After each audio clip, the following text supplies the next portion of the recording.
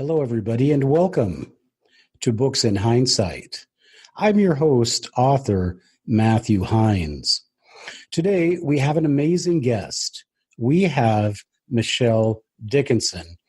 She's the author of Breaking Into My Life, My Battle to Reclaim Myself. Now, Michelle was on the podcast before, and we invited her back because we liked her so much. Now, before we bring Michelle out, we have to do the usual business. We need you to subscribe. We need you to consider a sponsorship on Patreon. This is a commercial-free podcast, and it's available on YouTube as well.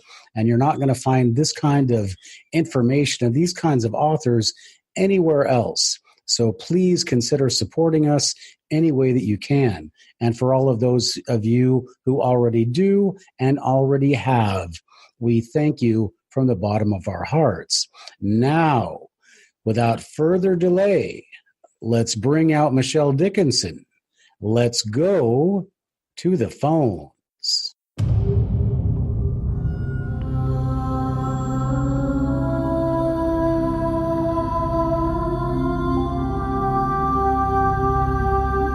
Welcome to Books in Hindsight, the only podcast where hindsight is always 2020. And we explore the great books, works, and ideas of the century. Now, here's your host, teacher, and author, Matthew Heinnes.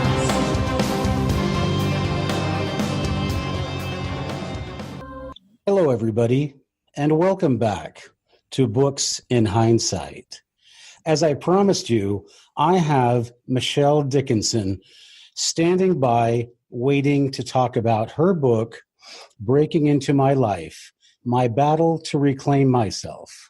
Now, this book is about her dealing with her mother's bipolar disorder, and Michelle actually is our first repeat guest on Books in Hindsight. So this is kind of a momentous occasion for us. Now, the reason that Michelle is I don't know if I should say it, but I'll say recidivative offender. We'll talk about it in a second. But first of all, let's say hello to Michelle. Michelle Dickinson, welcome to Books in Hindsight. Thanks for having me back. Yeah, I should say welcome back to Books in Hindsight. So just very quickly, I want to tell people that Michelle's first podcast, I had just purchased a camera, and during the middle of the podcast, for some reason, it went out of focus. And I don't know if it just didn't like me or whatever, but the thing just went out of focus. And so half of the podcast, or the video part of the podcast, it was basically just a blur. So we got that issue fixed. And then there was the other issue of I actually put your name on the subtitles of the video, which is on YouTube. I spelled your name wrong. And it was just because I was doing it late, and I think I was just thinking of Angie Dickinson or something like that. So, and then I don't know what else went wrong with that. But anyway, so Michelle, thank you for being brave enough to come back. Oh, absolutely. All right. So as I said, there is a first podcast with Michelle.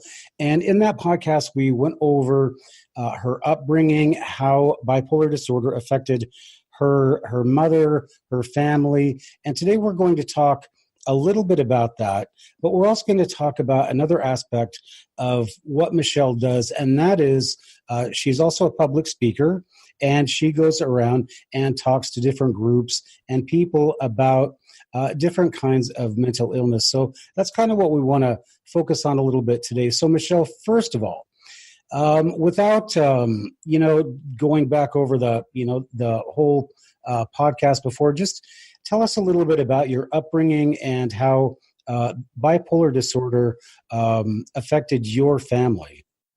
Sure. So, my mother was diagnosed when I was very little with bipolar disorder. And so what that meant was she had rapid mood changes from extreme mania of being very happy and bubbly and energetic to extremely sad and very depressed and almost to the point where she was just way too fragile to be left alone. So as a child, I was oftentimes asked to care for my mom when she needed to be looked after when my father had to go to work. So I played this role of this child caregiver throughout my youth into my adolescent years and even into my young adult years. And so it just was an experience that I wanted to articulate in a book, to share it with people, because I thought, if I could emerge from this situation and be okay, I think other people who have had some type of adversity in their past might be able to see that there's a possibility of creating something great for themselves in the face of challenge, whatever that challenge is, but also to humanize mental health, because I thought if I could share those experiences of what it was like to care for her and love her, I thought maybe I could use that story to generate more compassion, more awareness, and less fear around mental health. All right. Yeah. And, your podcast was so eye-opening, and, you got such a great response from people. And I, people are out there, we don't know who they are, but yeah, there was such a great response to that first podcast. And I just felt so bad about what happened with that camera. So my question is that, in podcasts since then, I've talked to people who have dealt with like PTSD.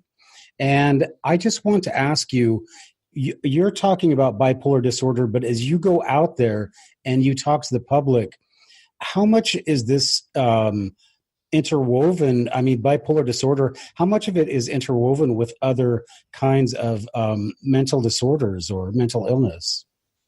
I think it's common to have more than one diagnosis, but everybody's different. I have a very dear young girl who is a friend of mine and I mentored, and she's got multiple mental health diagnoses, some of which were generated throughout her whole experience of being in and out of hospitals and stuff like that. So I think it is common for people to have multiple diagnoses, but everybody's different. So, it's the whole gamut. Or, even worse, there are people who maybe are mentally challenged and having some issues and are so afraid of going and getting that diagnosis that they do nothing. And that is something that I'm on a crusade to really just get people to speak up and just get the help, at least be brave enough and courageous enough to speak up and say something's not right with me. Okay, well, good. And good for you, Michelle. So, I just have to ask you right now, what is the effect, and it's probably a really broad question, but what is the effect on society of having, and I assume you're finding a lot of people that have mental health issues. What do you think the effect on society is, and why is this so important? Sure. I don't know if you saw the Grammys last night, but there was a big moment for mental health with Lady Gaga. She made a statement, and I think it's very poignant. She said, if you see someone that's hurting, don't look away. And if you're hurting, even though it might be hard, try to find the bravery within yourself to dive deep and go and tell someone and take them up in your head with you. And I just thought that was beautiful because, in my opinion, we have way too many people in our society today who are suffering in silence, living in shame, just totally unaware of how much it's robbing them of their joy to do nothing. So I think it really plays, it's just a sad set of events when people feel like they can't reach out and get help, because there is so much help available and treatment is so much better than it was. So I think, we do our loved ones a disservice if we think that they might be suffering and don't try to help them. Okay, yeah, great. So I just want to remind everybody that we're talking to Michelle Dickinson, and her book is Breaking Into My Life, My Battle to Reclaim Myself. And Michelle's website is breakingintomylife.com. Her book is available on Amazon, and I have it on Books in Heinessight, and also, actually, I just have it on my Books in Heinessight website. I have links to your Amazon affiliates or whatever affiliates you have. But yeah, it's such an interesting book, Michelle. Okay, so I want to ask you if you, because your book basically was, I don't know how many people had written about being on the outside of a disease. Most people talk about having the disease and then, what it was like to have the disease, but you really explored the avenue of what effect it has on people. And you really are opening up people's eyes to how people are really poorly affected. And would you say that, I know we talked about it a little bit before, but have you, what should I say, gotten over it? Or does it still affect you this late in life? Or I shouldn't say late in life. I mean, no, I know what you mean. No, I know exactly what you mean. No, I still struggle. I mean, even now, I just turned 47 and I still struggle with my own challenges of not putting myself first and finding my voice, because it shapes you. Those experiences from your childhood, whatever they are, they shape you into who you are. And so being a caregiver, what happens in any scenario where there is someone who's caring for someone, oftentimes we put ourselves and our needs on the back burner, and anything that we need to do or want to do to kind of create this peace for our loved one will do. And oftentimes it's at our own expense. So, one of the things I try to remind caregivers is like the old oxygen mask on the airplane. You got to put the mask on yourself before you can help anyone else. And it's easy to say that because, but it's harder to do. For a caregiver, they truly want to do everything in their power. And so boundaries are really important. But I do still struggle with some of the habits that I learned, the coping mechanisms that I learned as a child. But, I still try to work through it and unpack it and understand it so that I can be wiser for the experience. Okay, so how does this affect, does it affect your ability to have relationships, long-term relationships? Or do you see yourself like a lot of people who grew up in, situations they didn't like, they say, well, I'm not going to be like that. So did you find it affected yourself in, in your long-term relationships? And I don't mean like romantically. I just mean like with friends and just people that, in everyday life you would just have a relationship with. Do you are you more selective now? Yeah, I think, one of the things I can talk specifically about that I constantly struggle with and have tried really hard to strengthen about myself is, this ability to speak up, this ability to find my voice. I mean, I think,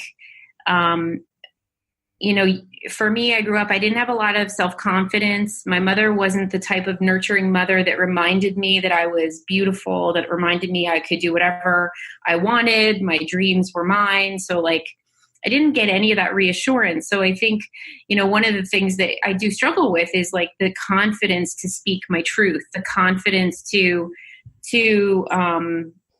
ask for what I want in life. And I think that plays into work. It plays into personal relationships. But I continue to work through the ability to speak my truth and find my voice.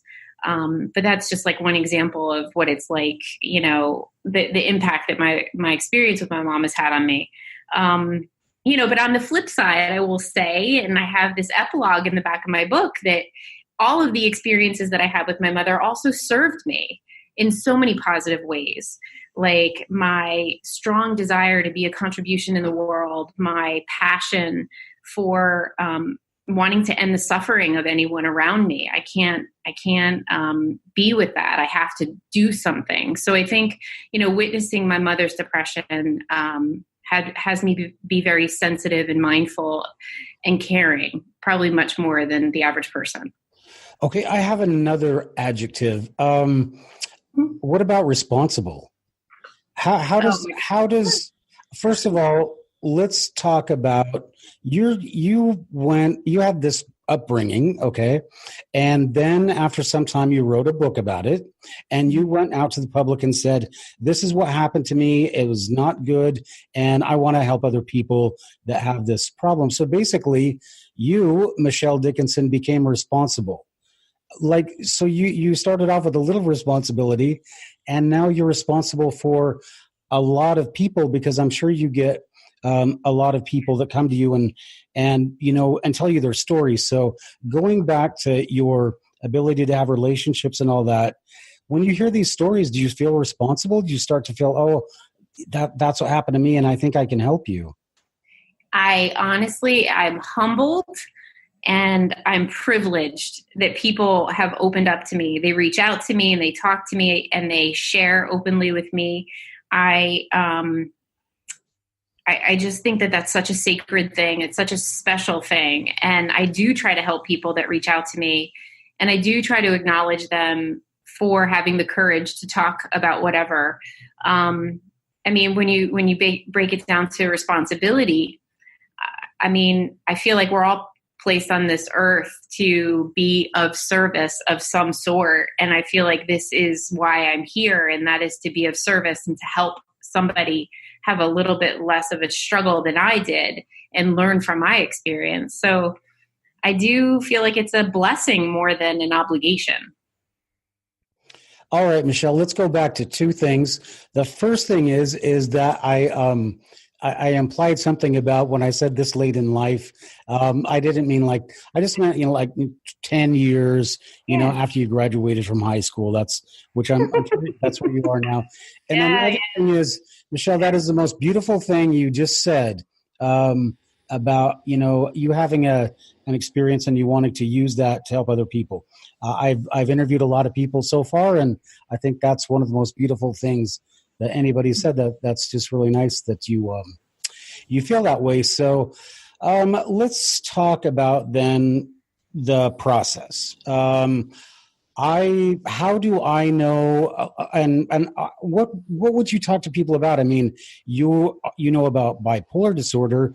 If I come to you with PTSD or something else, are you going to try to help me or give me advice? Or is it just bipolar? Oh, no. Honestly, I think anyone who struggles with a mental health challenge deserves to get the care that they should. So, I can share my experiences all day long. And I think, the thing that I would tell anyone that came to me with any type of an illness is, continue to have the conversation and have the courage to reach out for help, because there is help available. And, there is support available, and you shouldn't have to try to shoulder it alone. So I think that I would encourage that, because living in silence and having a mental illness in any regard is robbing you of the fundamental thing of having joy in your life. And I think we all as human beings deserve to have joy in our life. So I would be supportive of them getting the care that they need. Okay, so how many people come to you and say, I think I have a problem, but I'm not going to tell anybody because of the stigmatism? How many times do you hear that? I've had people say that to me, for sure. For sure. I think I might be, or I don't know if I'm that bad that I need to go to the doctor, or I think it's just a dark period for me. And honestly, yeah, and they are.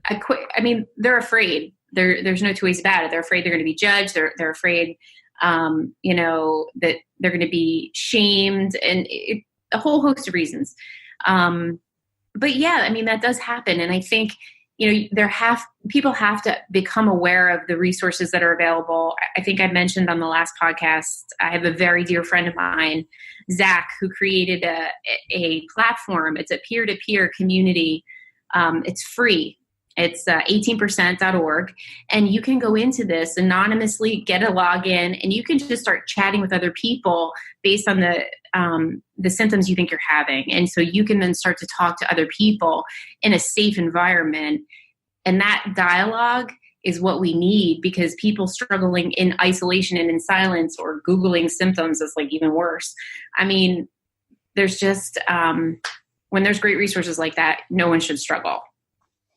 Okay, so I have to talk about this because this is the internet age, and whatever we do, like this, everything is logged, and so with people, worried about Big Brother watching and not wanting to be identified as somebody, because now you could, theoretically, your insurance rates could go up.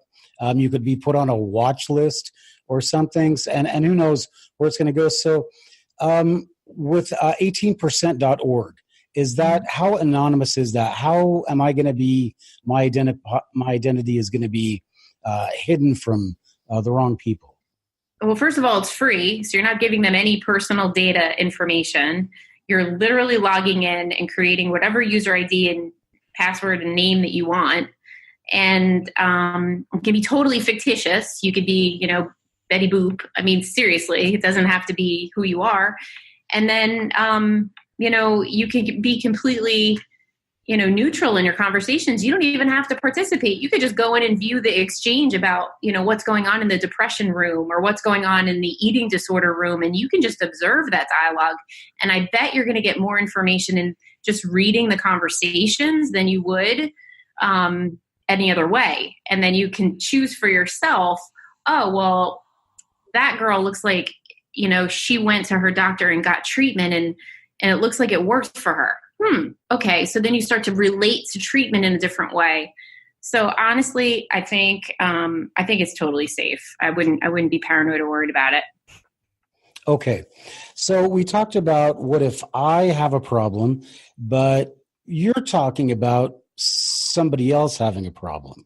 So does 18%.org, does that help me if I know somebody? Can I ask them questions and they're going to be able to help me if I suspect my friend or a relative or somebody has a problem? Absolutely. You can go into the rooms that talk about the various diagnoses, or you can go into, I believe there's a caregiver room where you can talk to other people who are playing that role of a caregiver and just lean into that discussion and see if there's something there for you. Okay. So, Michelle, is 18%.org, is that on your website as well? It is, and I did a nice write-up about it in my blog, but it's www.18, the number, and then written out %, all one word, .org. Okay, and I'll put that in the comments section of the YouTube video. Okay, so Michelle, that's great. So what, how do I want to, I want to say this as diplomatically as possible. What did you, I guess I don't have to be that diplomatic, but did you at some point say, I need this really affected me, I need to go find help, I need to get treatment? Did that happen to you? Well, I've always related to treatment, like psychiatric treatment or counseling. I always related to that in a very positive way. And throughout my life, I've been in and out of my own therapy just to gain mental toughness from what I had lived through. So I don't have like severe bouts with depression. In the wintertime, I struggle with SAD. And last year I had a rough patch because I was dealing with some personal challenges. And so I have a great therapist and I have a great relationship to having therapy. And I guess it's just because of the knowledge that I've gained throughout this book writing process and then recognizing the therapy that my mother had. So I'm not like afraid to reach out, and I'm not even afraid to tell people that, yeah, I'm in therapy because I know it's just building me a better me. And that's all I want to be is, better.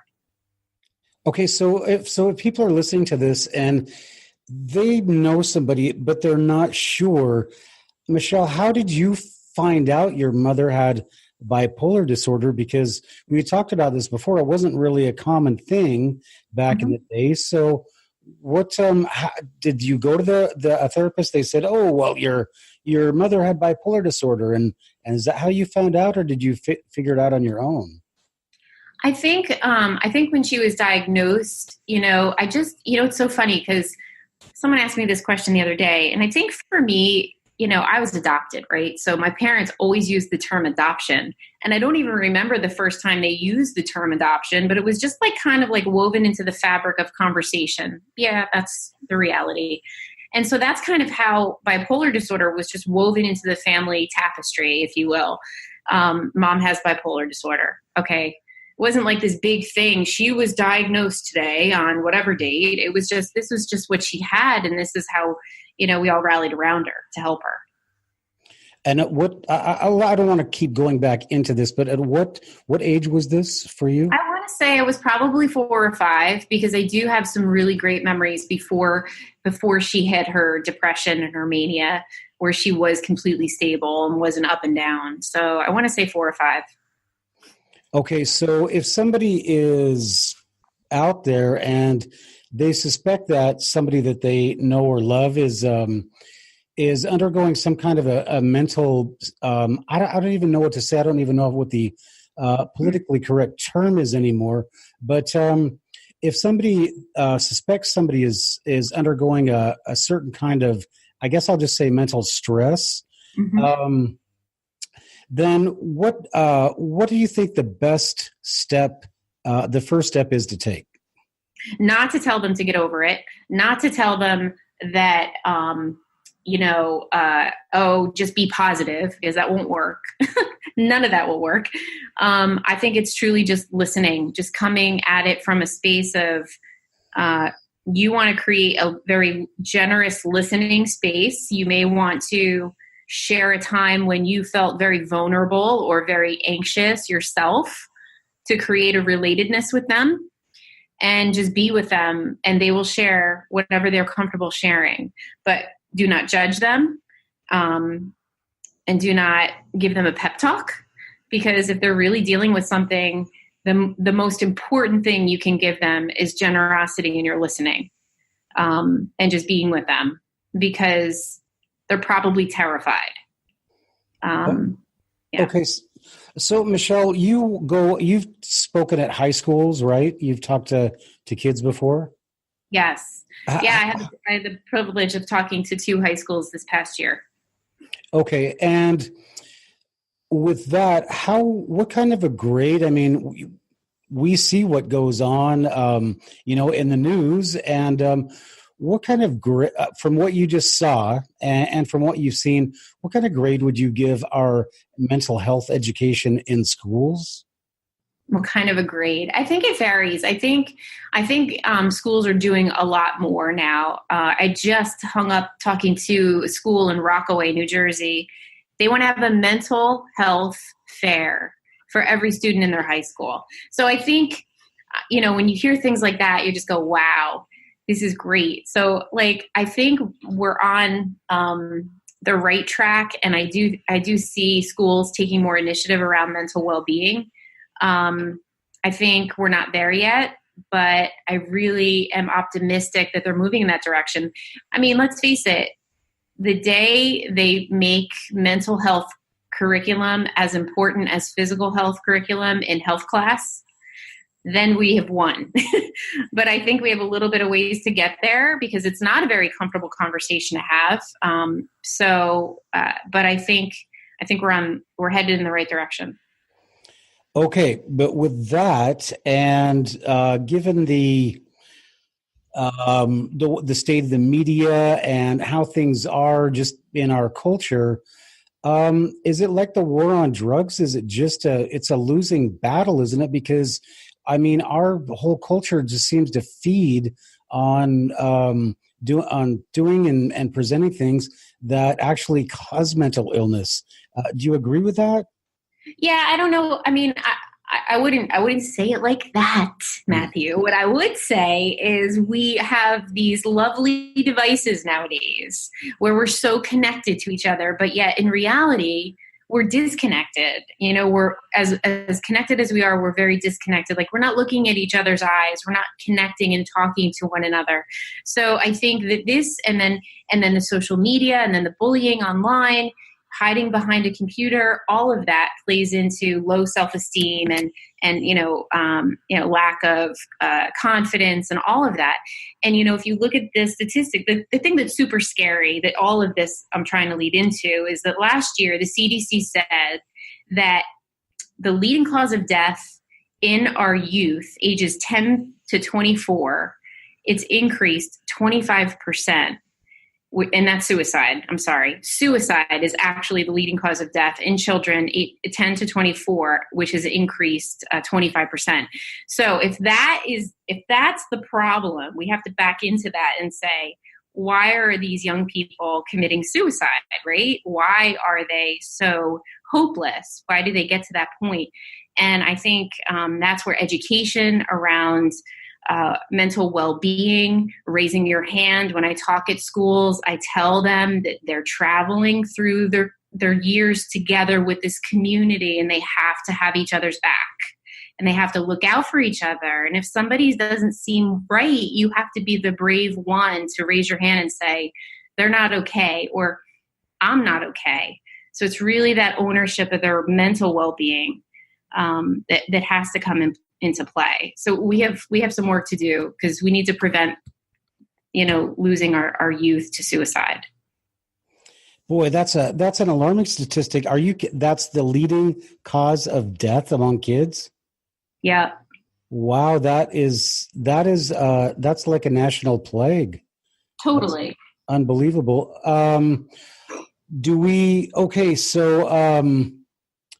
That's just incredible. I'm almost at a loss for words here, which is pretty amazing for me.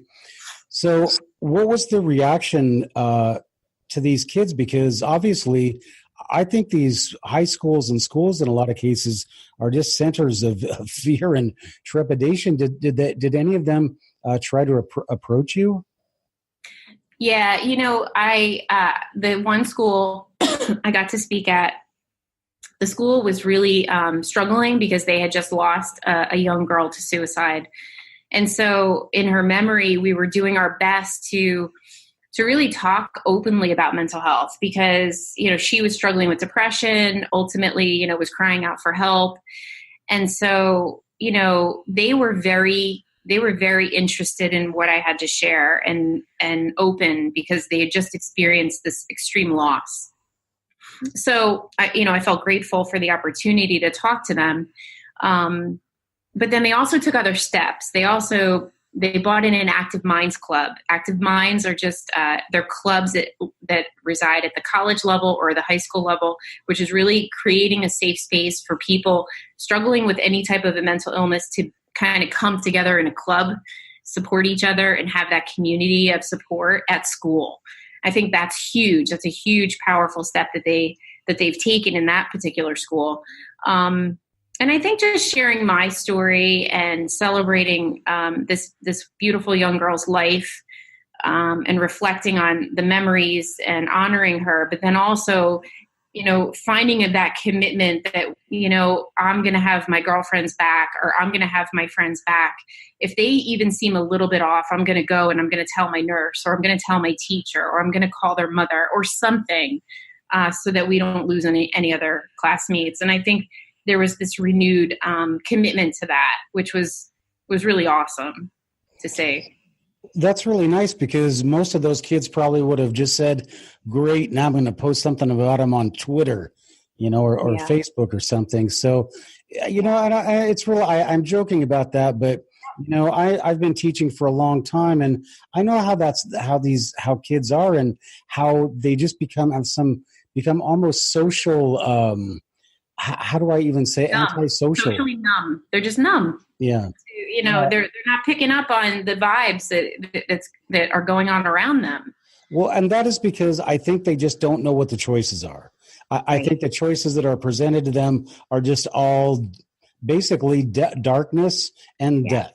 And anyway, that's very sad. And I think you're really fighting a very noble battle, but a very uphill one, because you're going against basically our culture. You're telling these kids to look out for each other when they're being told, somebody's going to take care of them. And you're basically telling them that they should take care of themselves. So it's very interesting. And so do you have more plans to go talk at high schools, or are you going to try to focus on different groups? No, I would love to talk to high schools. I would love to talk to adults. I mean, I've had a couple of opportunities to talk in my local Rotary Club and some churches. And so, but I just have always loved making a difference for our youth more than anything. So if I could do that, that would just be amazing. One of the things I wanted to share is after I gave my talk at that high school that had lost Maureen, the counselor reached out to me and said, listen, I want you to know that like 2 days after you gave your talk, one of the kids came to me and said, I noticed my classmate in the back of the room crying by himself. And I realized that he was doing that for a couple of days. And I feel like you need to know. And so right there, ignoring a crying child, ignoring a crying, classmate, like hopefully that's no longer cool.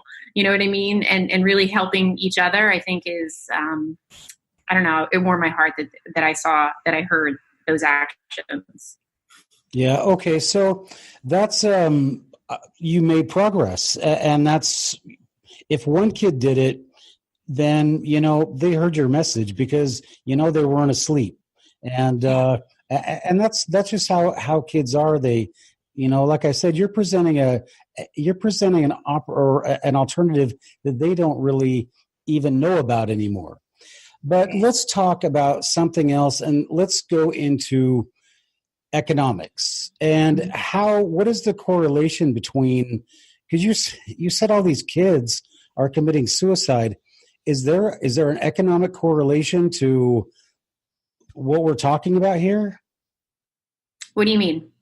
Well, I mean, okay, so is there a higher incidence of depression, of mental illness, of mental disorders in the lower, I guess I'll say, the lower tax brackets of, society, or? I don't know. I mean, I want to know also, is suicide also higher in the lower in the lower income brackets? So I would presume yes, but I don't know definitively. I will tell you the two schools I spoke at that were struggling. The one school where there was a suicide was a very affluent school. So I wouldn't necessarily, I think mental illness, occurs everywhere. And if you have untreated mental illness, it could progress to suicide. So I think, I don't think any school is off my radar, because if there's a child in it that needs to hear the message, that's where I should be, Okay, well, I just have to wonder, and this may seem rather dark, but I wonder if it was, an inner city school kid commit suicide. How would they make a big deal out of it, or he's just not in class. It happens, 4 or 5 times a year, and so we're kind of. What did you say? That kids are numb to that. Yeah, maybe. But I think that's a shame if that's happening and no action. I mean, that's just a shame, right? Every life is a human being. So yeah. I'm just kind of asking because I just have a theory that I think you're going to see more. Basically mental illness, which is attributable in a lot of cases to unhappiness in the brain trying to adjust to circumstances that it really can't deal with. And I was just looking to see if you would reaffirm my suspicions. But it's interesting because I think, brain health, physical health, it's all correlated to good food. So I think about a healthy diet and access to good, nutritious vegetables and foods. And so lower socioeconomic, class may not have that access. So there could be a correlation if you're not getting the nutrients in your body that could also contribute. So, I mean, there could be, for sure. I think brain health, just like physical health, requires you get good nutrition. So. Yeah. Well, I grew up poor myself, and In fact, we were so poor, Michelle. Do you want to know how poor we were? Oh boy, is this one of your jokes? One of them. That's the only one. We were so poor we had to go outside just to change our minds. No, I'm sorry. That was our house was so small. I just blew it. No, we were so poor we couldn't pay attention. Our house was so small we had to go outside just to change our mind. Got it. So yes. So anyway, and I'm not saying that affected my mental health any, although that would be questioned in a lot of cases. But I do think that people that have to deal with there's just not enough, and I've been in teaching enough, and I've seen a lot of horror stories of kids, like in Alaska, especially, that you would go, oh my gosh! But these kids are living in these horrible circumstances, but they're still making it to school every day because they know that it's important. So I just, it's a totally different scenario. I think when you have mommy and daddy at home and supporting you, and then life, and then on the other hand, life is a struggle every day to survive. So so that's just one thing that I've always wished that people would look into. And another thing, Michelle, that I talked about with another guest of mine was about post-traumatic stress disorder. So I just want to ask you very quickly, do you find, is there something with growing up around a situation with a person with a mental disorder, do you think that could be conducive to PTSD? Because PTSD is not something that is just from combat. And do you think it could be related to it? Well, I think any kind of traumatic experience anyone has could be PTSD, right? And so if you look at my childhood with the physical, the emotional, the verbal abuse, I mean, you could certainly think that, I could have post-traumatic stress. I don't feel like I do. My doctor hasn't diagnosed me in that regard, but I do know of friends who have had traumatic life experiences that struggle with that, and they weren't in war, to your point. But it's very possible.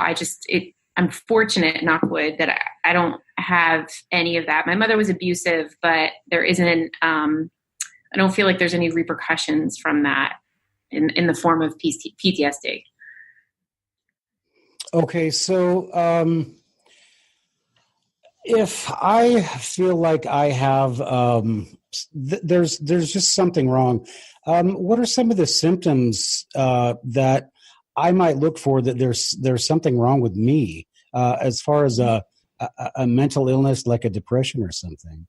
Yeah, I think it's persistence. If you have something that you feel like you're not quite right, and there's a persistent feeling that you're having or persistent thoughts, I would definitely say you should reach out to, websites like NAMI, the National National Alliance for Mental Illness. They have a checklist on their website.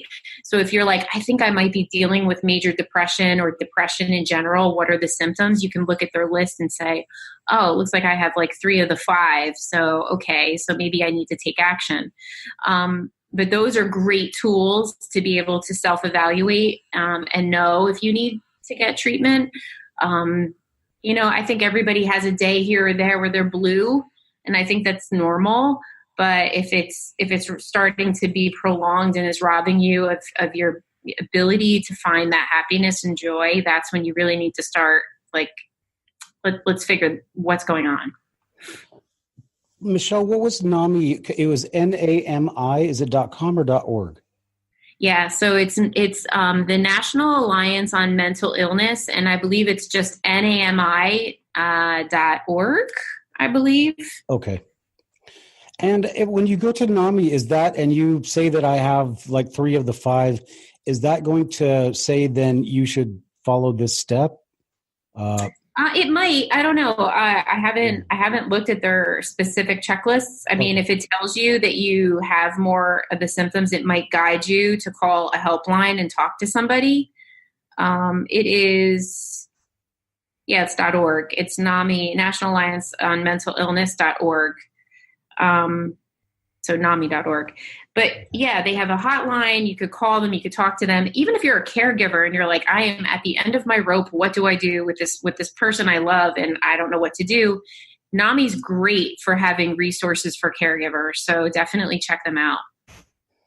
Okay. Well, wow, Michelle, you've just been so full of information in this section of the podcast. And we haven't really talked about anything we talked about in our first one that didn't go so well. So again, the book is Breaking Into My Life, My Battle to Reclaim Myself. And Michelle's book is available at Amazon.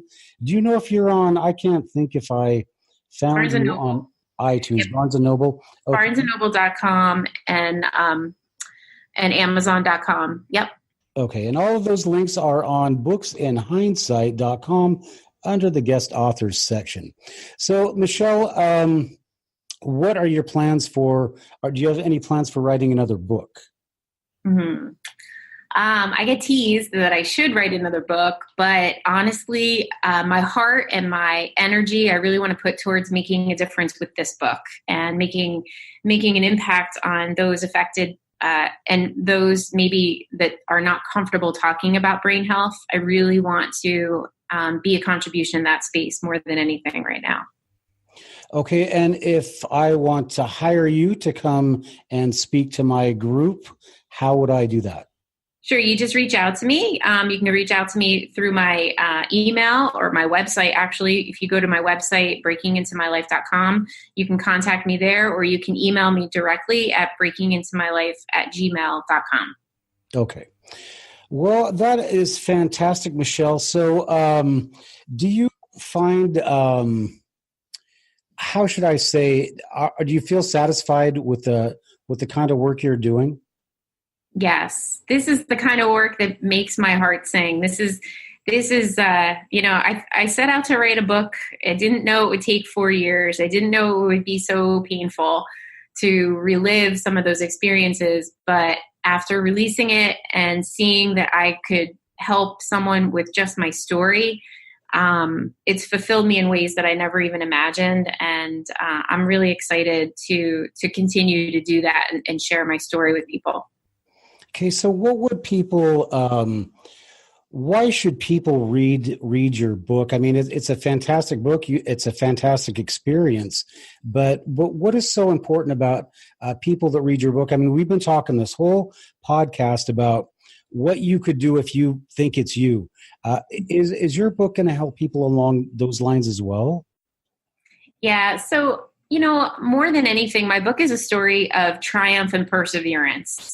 So, in the ability to overcome any kind of challenge from your past, I think, and hopefully shed a light and normalize mental illness. So if it helps, it can shed a light on mental illness. It can encourage you that, you need to get the help that you deserve because you're a beautiful human being and you deserve not to suffer. And, everybody has some type of adversity in their past, from their childhood, from an experience that's happened. It does not have to define who you are, and you have a clean slate ahead of you that you get to create whatever you want. So if anything, the book shares with you that if I could overcome the adversity of my past and create the future that I want, so can you. But you just have to have the courage to work through it. Boy, I feel like I should have music playing at this point in time. That is fantastic, Michelle. Okay, that's great. And I'm sure a lot of people are going to listen to this podcast and really take heart with what you're saying. And we have so many different kinds of guests that come on here, but you're like Florence Nightingale. You're out there and you're trying to save the world, and that's fantastic. And I really wish you luck with dealing with younger kids. And is there anything? I think we're gonna give you a little break on this podcast. But before I go, Michelle, I'm gonna give you just 5 minutes if you like it. But go ahead, whatever you'd like to say to the podcast audience, please feel free to do so. Awesome. Well, if you are struggling yourself, have the courage to reach out, have the courage to talk to someone you trust. And if you have no one to trust, by all means, check out 18%, because it is a free and it is a safe space for you to at least get information and hear what other people are sharing about what they're dealing with. Because you don't have to suffer alone and you don't have to suffer in silence. And if you're a caregiver, I want you to know that it's so okay for you to take care of yourself. You should be taking care of yourself, because if you don't take care of yourself, you can't take care of a loved one. And just, if you don't have a caregiver, if you're not playing a caregiver role and you're not affected by mental illness, I hope that I have enlightened you and had you see that mental illness is nothing to be afraid of. Mental illness is really just the brain, and the brain is another organ. And, just like if we have heart disease, we get treatment for heart disease. The brain just sometimes needs additional support, and that's all there is to do. And so if we can all start to normalize mental health and start to relate to it as an organ, then we can remove the stigma, and people who are suffering can get the care they deserve. Okay. And then along those lines, Michelle, I'm going to ask you two questions before I let you go. And the first one is, what happens if I get help? What happens if you get help? Yeah, I suspect I have a problem. What happens if I get help? And I'll follow it up by saying, as compared to what happens if I don't get help. Oh, well, let's compare it to diabetes. If you don't get help for diabetes, your condition is going to deteriorate. So why would you not intervene and get treatment and give yourself the best possible shot of being healthy, mind and body, or body?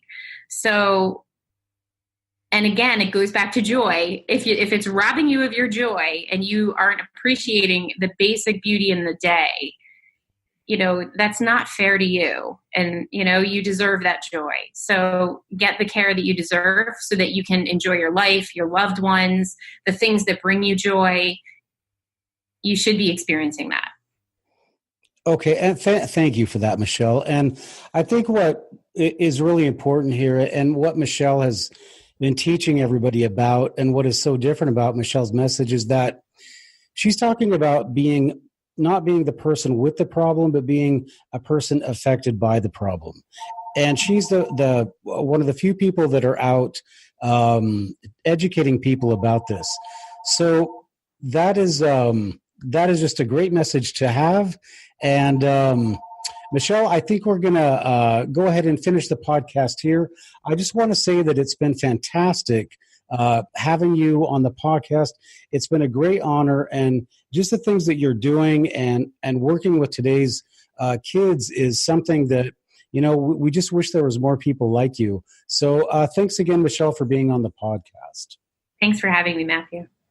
All right, then. So for everybody out there, again, I just want to remind you that Michelle's website is breakingintomylife.com, and her book is Breaking Into My Life, My Battle to Reclaim Myself, again, available at Amazon and, of course, Books in Heinessight. And if you are listening to this on Stitcher, iTunes, iHeart, Google Play, or Spotify. I finally got that one right. You can also watch this on YouTube. And if you're watching on YouTube, then you can listen to the podcast while you're driving to work. All right, then. So everybody out there, we're with Michelle Dickinson. We have to thank her. She's an amazing person with an amazing book and an amazing message. And for everybody out there, please keep on reading.